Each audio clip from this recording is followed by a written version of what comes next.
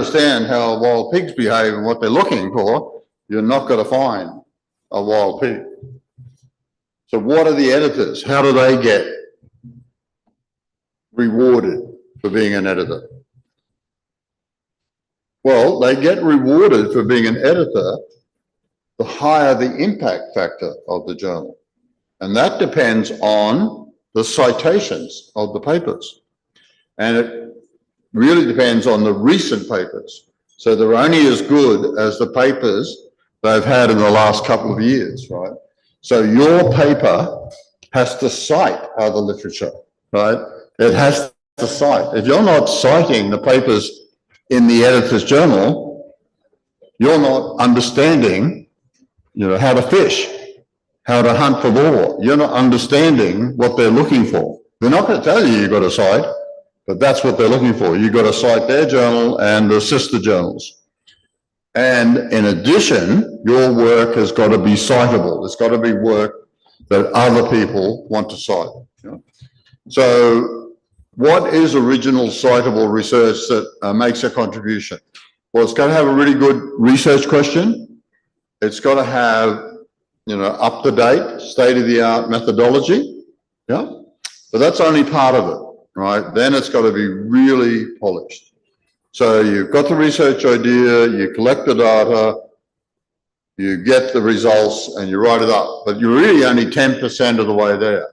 The other 90% is really polishing this paper, making it so the editor can't refuse it. You really got a hook. Okay, this is good. It's citing a lot of the literature that I needed citing, and it's got to get a lot of citations itself. So you draw them in. So this well-polished workshop is, a big thing, and it might take you quite a bit of time. It might take you longer than actually writing the paper, but now you're polishing it. And thinking about the best way to frame it that the editor might like. And, make sure that you've got the up-to-date references, because they get rewarded, by the higher the impact factor. And so that depends on the recent citations.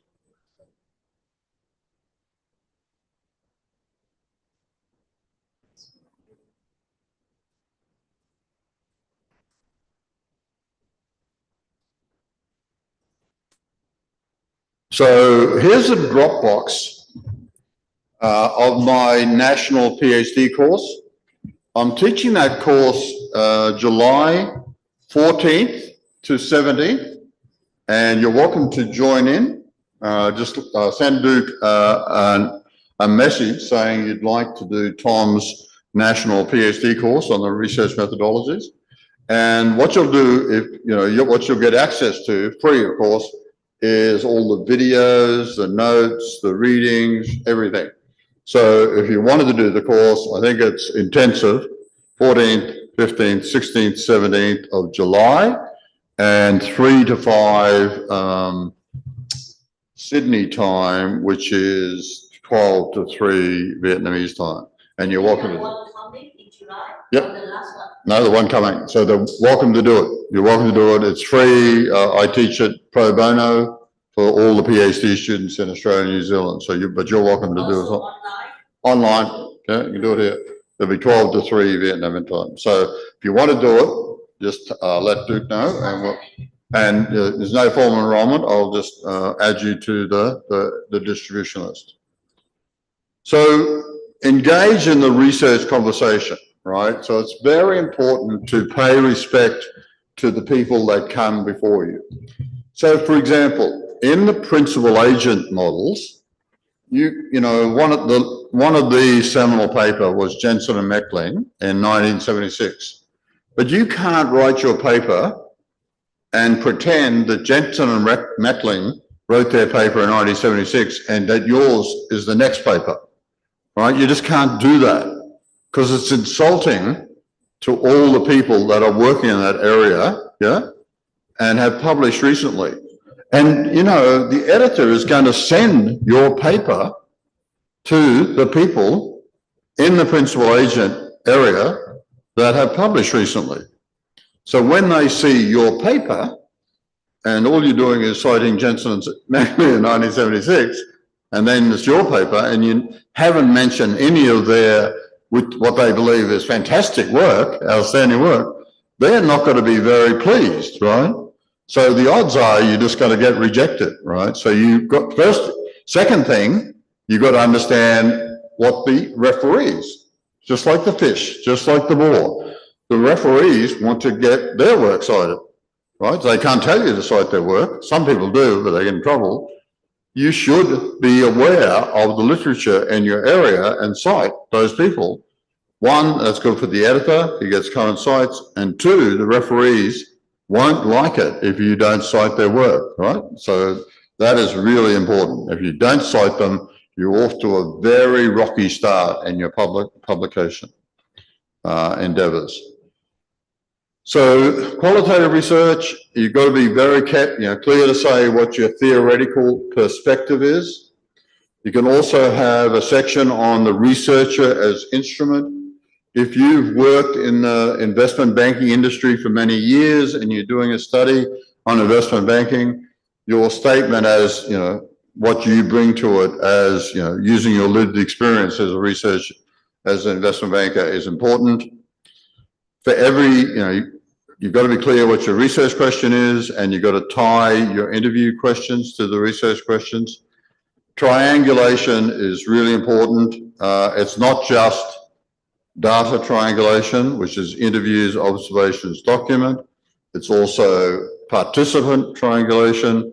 For example, investors, financial planners, regulators. And finally, there's researcher triangulation, right? So you can help in terms, you can triangulate in all aspects of the paper, but it's particularly important when you're you're figuring out what the themes are, the initial themes, secondary themes, final themes, right? Triangulation is really important there.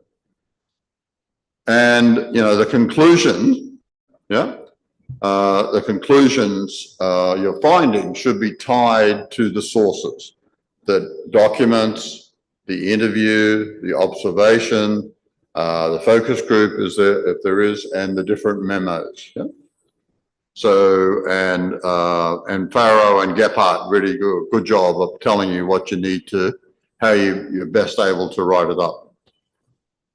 So, survey research, remember 80-20 rule, you measure 4 times and cut once. Getting the questions right, it can be difficult, and that paper by Sarah Donaclair, just about something simple about how comfortable was your bed. You can see that there was a lot of, lot involved in that. Scales, if you want to measure something like financial literacy, you just can't ask one question about how financial literate are you. You essentially got to use a tried and true scale. Then you combine the answers to the questions and come up with a finding of how financially literate they are.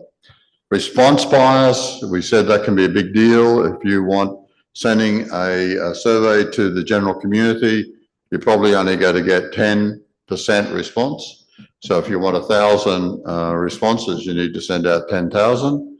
How then do you take account of, this response bias? Well, we talked about Heckman's sample selection bias. And of course, the big one that editors are all looking for is now the common method variance. So you've got to think in advance. The order of the responses and the questions, the order of the questions themselves, getting the explanatory variables from one source and the outcome variables from another source. So there's plenty of good papers there to look at. Literature review we didn't cover, but there's some interesting stuff there. Experiments. So, use of students as subjects, the low stakes, right? But we saw, very convincing arguments that students are homogenous across the world. Students are very smart, can understand what you're getting at in an experiment quickly. Also, $50 Australia is like an hour. but it was like a month's salary in Indonesia. But the experiments in both countries yielded similar outcomes. So, you know, we think that, you know, the experimental results using students and, you know, the stakes we use are applicable in the real world. Anchoring is really important, right? And we can see how that can affect, you know, your whole retirement income, where the US taking the default of government bond and Australia taking the default of investing in the market. And order effects make a difference, right? The order of the responses to the questions, you'll get a different outcome for an online survey versus a telephone survey. Yeah? So, and, you know, for example, another thing is if you do the experiment with the 2 hours sleeping followed by 10, you might get different results if you'd run a 10 hours sleep followed by 2. Yeah? And so there's some useful references. And capital market studies, you know, it's all about causality here, right? The editors, you know, are going to pull you up on the endogeneity issue, right? So you should have tested for endogeneity. If you have instruments, you've got to show that they satisfy the properties, that they're correlated with the potential explanatory variable, they're uncorrelated with the error. You know, definitely don't do two-stage least squares, do GMMIV, but best to do a natural experiment using diff and diff. That's referred to as reduced form. But then they want you, now that you've shown causation, to fit a theoretical model, right? And we gave you instances of the different theoretical models. And, you know, they're also concerned that your standard errors are robust. So best to use, you know, if you're doing, you know, maximum likelihood, OLS, you can just tick the box for robust standard errors, which will give you GMM standard errors rather than maximum likelihood standard errors. So we made it. Oh, we're a little bit over. Sorry, Duke. It's okay.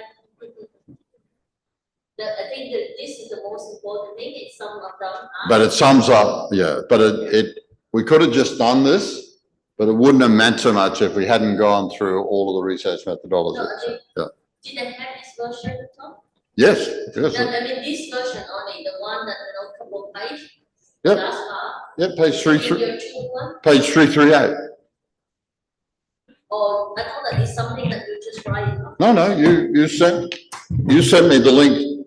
You sent me the online link, and it was a link to this book. Oh, okay. Yeah. So this is what I just went through was page 338. I mean the Word document that you just came from. The Word document. Yeah, it's on page 338. Yeah, exactly. Yeah. So 338, the audience is on the slide. 338. That's what we. Yeah. Yep, that's what we just went through. Communication can be very difficult. Sorry, I'm texting page 338. Yeah. Yeah. So the version, you know, you sent me the online book, and that's what I'll be giving that page numbers from that all the time. Yes. So everything I've done today is in the online book under those pages, and this last one was 338. Yeah. And this last one is 338. So, yeah. The Word document for what the editors want. You finished all the content? Everything's finished.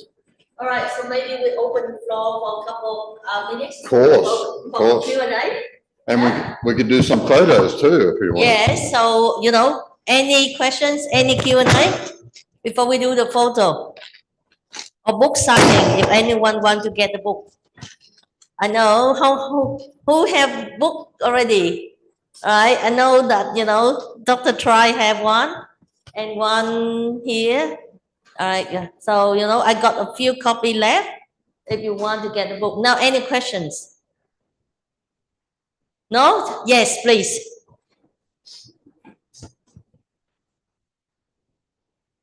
Thank you for your sharing. I have only one question because you put a question about the distribution, the percentage of the budget, 30 billion US dollar. And I wonder about the the purpose, why you put this question? So the purpose was group thinking versus individual thinking. So that's why those 4 people down the front that did the individuals, what they said, what the items that should be spent and how much.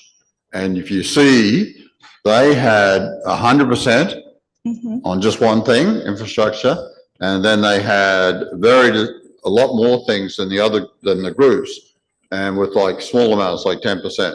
So the variance, the variance from the individuals was much larger than the variance from the group. The group thinking was very narrow and focused, whereas the individuals had a very wide scope, including the allocations, right? Because that observation of 100% just on infrastructure really blows up the variance for the individuals.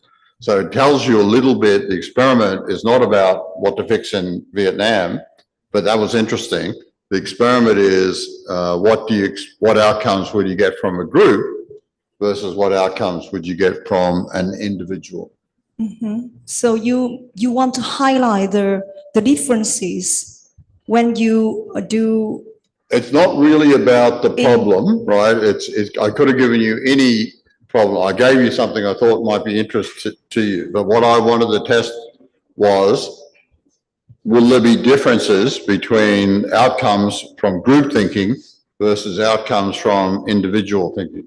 Yeah. So the experiment rose. So it wasn't really about research. what needs to be fixed in Vietnam or the weights. It was more about, what difference in expected value of the outcome and the variance of the outcomes. Thank you so much. Yeah, you're welcome. So what motivated me was one of the papers in the experimental was talking about whether 2 investors were better than 1. So it's just 1 individual investing versus 2 or more investing. What was better? Yeah. In there's literature that says if you have are 2 economists better than 1, and like in forecasting GDP and inflation, turns out it's not. 2 economists aren't better than 1. Yes. Where's the microphone? Yeah.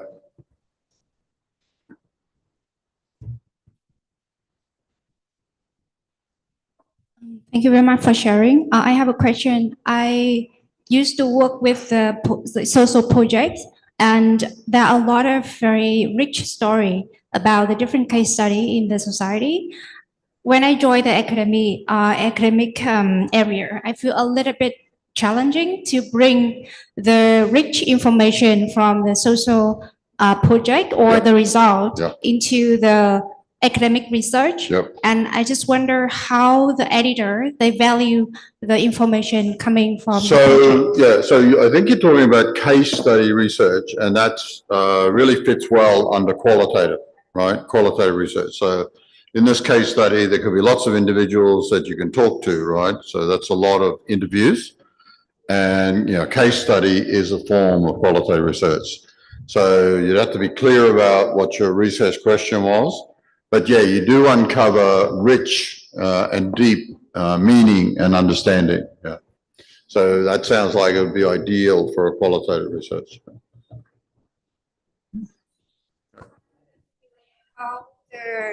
The different journal highlight top tier journal, they validate or they consider the value coming from those report? Definitely. So for example, an A-star journal on Australian business teams is AAAJ, Accounting, Auditing, Accountability Journal, and they publish almost exclusively qualitative. They don't do capital market studies at all. And as I said, for my book on qualitative research, the editors of the Journal of Finance and presidents of the American said that now we need to be doing qualitative research, and they've started doing qualitative research. So it's it's really becoming accepted in all the top journals.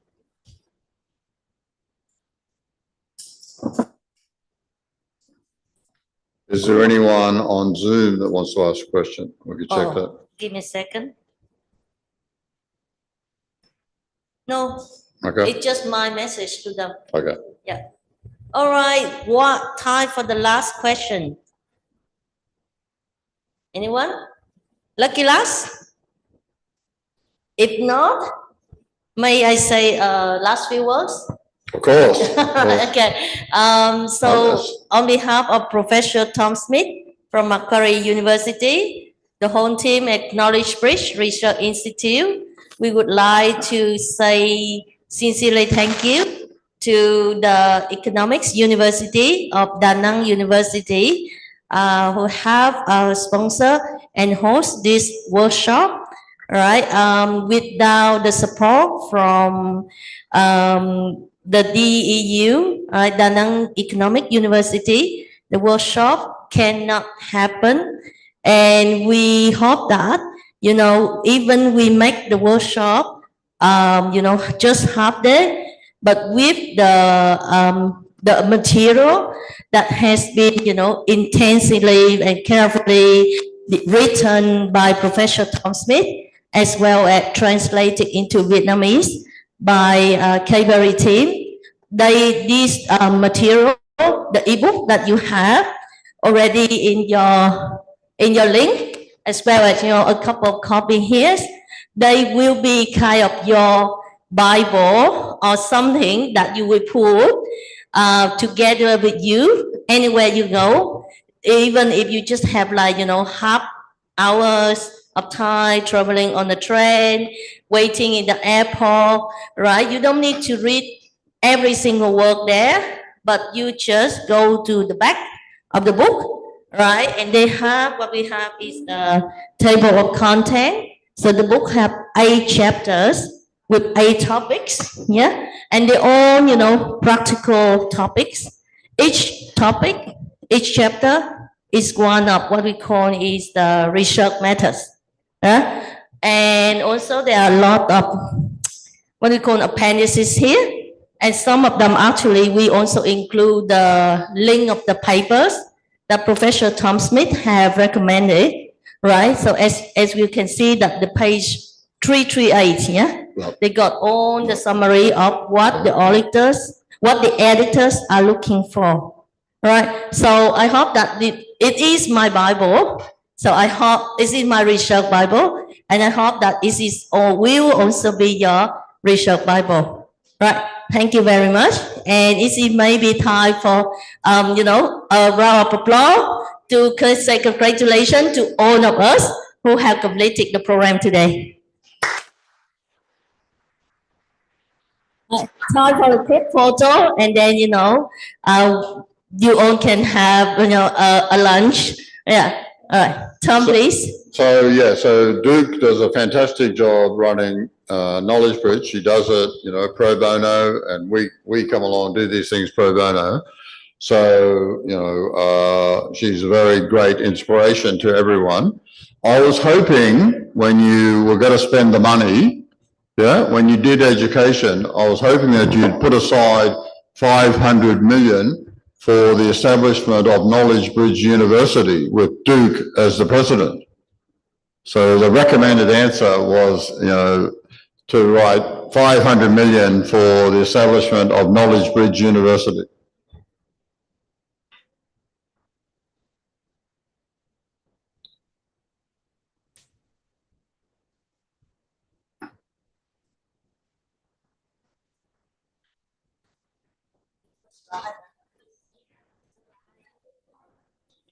So you want to do books and photos, or what do you want to do?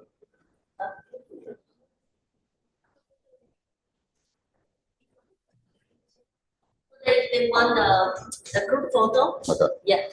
So they just want to show the slide. Okay. Right. Các chị học viên mình lên đây thì chụp hình ảnh. Rồi, các anh chị online nếu có thể open your camera.